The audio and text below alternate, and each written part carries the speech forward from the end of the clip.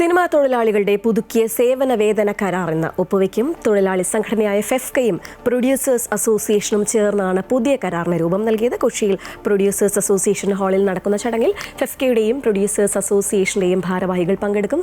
കിരൺ കുമാർ കൂടുതൽ വിവരങ്ങളുമായി ചേരുകയാണ്. Kiran, very good morning. എന്തായാലും ഒരുപാട് പ്രത്യേകതകളുള്ളൊരു സേവന വേതന കരാർ തന്നെയാണ്. ഇതിന്റെ കൂടുതൽ വിവരങ്ങളൊന്ന് പറയാമോ?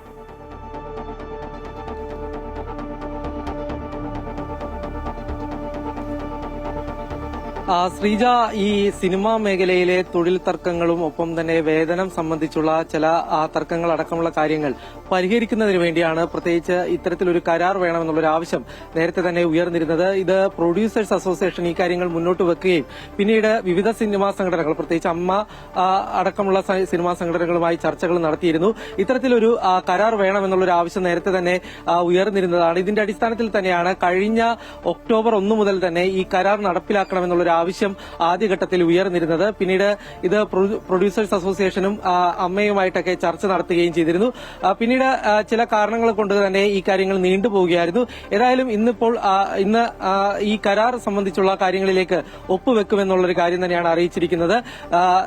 ഈ സിനിമയിലെ അണിയറ പ്രവർത്തകരുടെ സംഘടനയായിട്ടുള്ള ഫെഫ്കയും ഒപ്പം തന്നെ പ്രൊഡ്യൂസേഴ്സ് അസോസിയേഷനും തമ്മിലാണ് ഈ കരാർ ഒപ്പുവെക്കുന്നത്. രാവിലെ 10 മണിക്ക് കൊച്ചിയിലുള്ള പ്രൊഡ്യൂസേഴ്സ് അസോസിയേഷന്റെ ഓഫീസിൽ വെച്ച് നടക്കുന്ന ചടങ്ങിൽ ഈ രണ്ട് സംഘടനകളുടെയും ഭാരവാഹികൾ പങ്കെടുക്കും.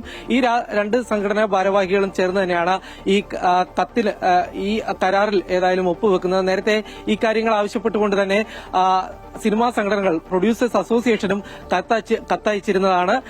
പ്രധാനമായിട്ടും ഈ സിനിമാ മേഖലയിലെ ലൈംഗിക ചൂഷണമടക്കമുള്ള കാര്യങ്ങൾ ഇനി ചോദ്യം ചെയ്യപ്പെടണം എന്നുള്ളൊരു ആവശ്യം തന്നെയാണ് പ്രധാനമായിട്ടും ഈ കരാറിലൂടെ തന്നെ വ്യക്തമാക്കുന്നത്. കൂടാതെ തന്നെ 1 ലക്ഷത്തിലധികം രൂപ വേതനം വാങ്ങുന്ന ആളുകളെല്ലാം തന്നെ മുദ്രപത്രത്തിൽ ഇനി ഒപ്പുവെച്ച് കൊണ്ട് തന്നെയായിരിക്കണം ഈ വേതന കരാറിൽ ഏർപ്പെടേണ്ടത് എന്നതടക്കം ഈ കരാറിൽ പരാമർശിക്കുന്നുണ്ട്. ശ്രീജ.